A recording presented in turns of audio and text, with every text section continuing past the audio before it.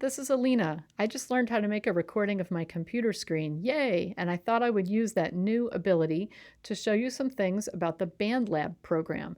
This might be a good option for people who feel like there are a little too many steps at this point with the project that involves using Google Drive and GarageBand and downloading things and uploading things.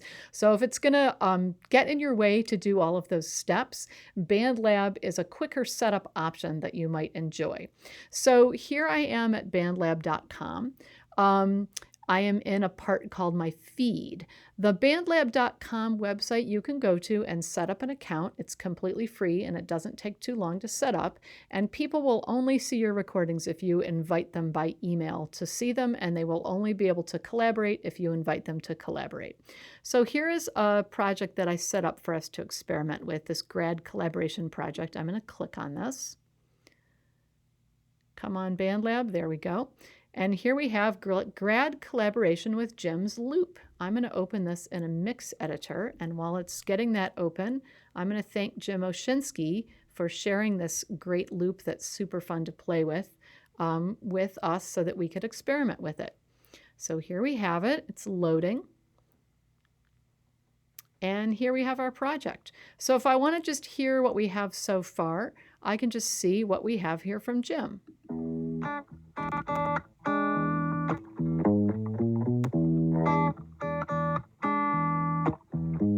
Sounds fun to play with. Yay, Jim. Now, Bandlab is recording over the internet. So it may work without doing this, but one thing that I like in Bandlab is if you go up into the settings here, it has a latency test that looks like this.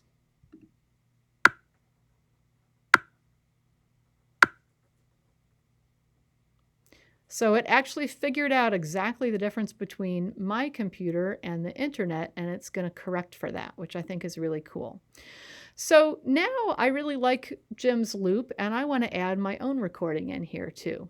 So I just go right up here to this little plus, and I do add track, and I want voice mic.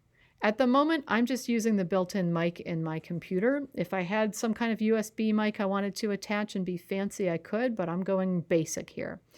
So now that I did that latency test, I may want to put in my headphones. I don't think I'm going to actually do it right now because then you can't hear what I'm hearing, I think.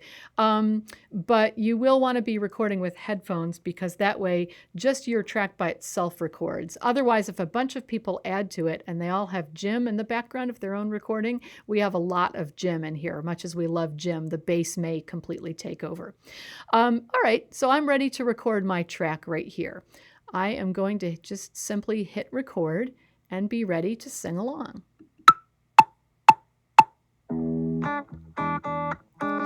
Hey, hey, hey, hey, this is so fun, collaborating with my friends. So fun, yeah, yeah.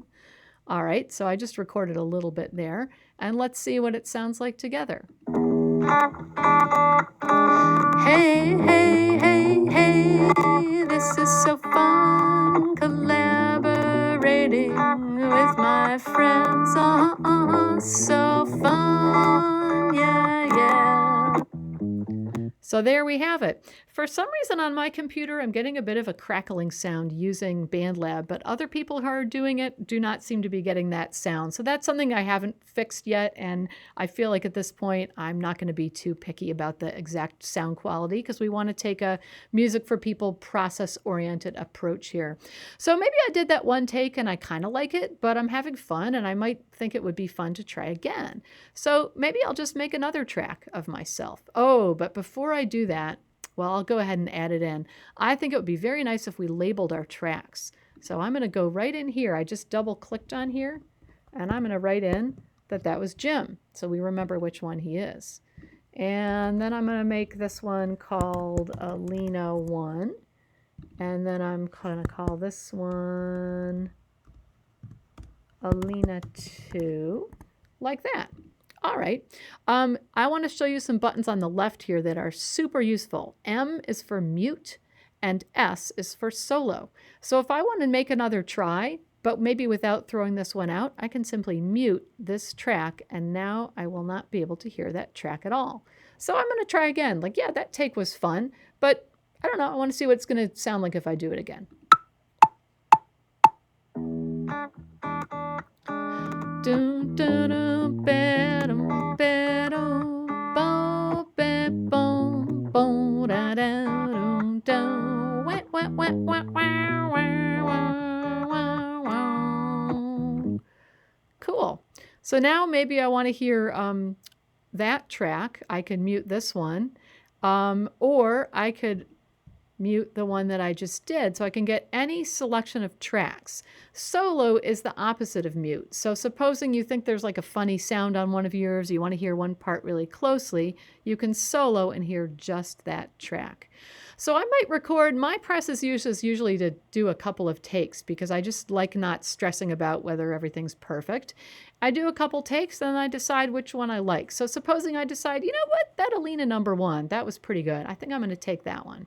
Then I go here and I can just delete that entire track. Bye-bye, Alina 2. Now we have Jim and we have Alina number 1. And there we have it. If you were to want to download this or share something all by yourself, you can make different versions that have different parts muted and soloed. But I think this is a nice place for people to just put their tracks.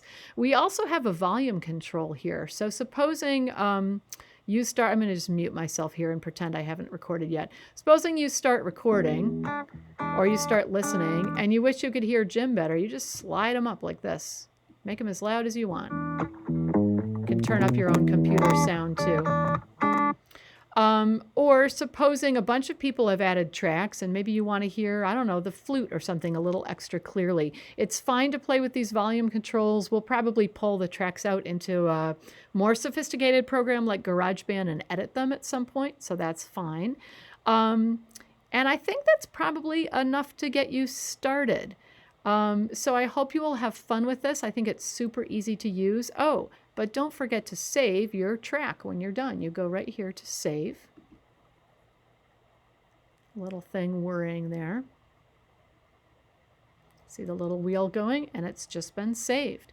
So if you would like to be invited to collaborate on this track, I think that we need to do it through email. And I think I put my email address up here in a Word document. Let me see if I can find it. There we have it. So alinaobo@yahoo.com. If you email me, I can add you to the list of collaborators. So I hope you'll have fun with this, and maybe this will be a nice quick setup to do some recording together. I'm going to show you one more thing. I can exit this particular grad loop here and go back to my main page. Come on, Bandlab, take me back. Bandlab, Bandlab. Let me exit.